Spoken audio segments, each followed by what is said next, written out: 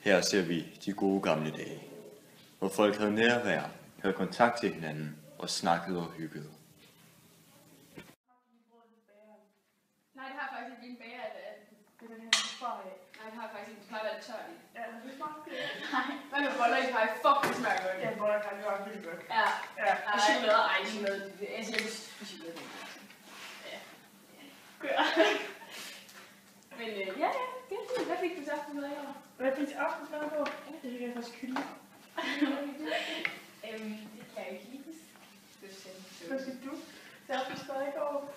Og nu ser vi nutiden. Nu har folk åbenbart alt for travlt med at skrive ind over hovedet og snakke med hinanden.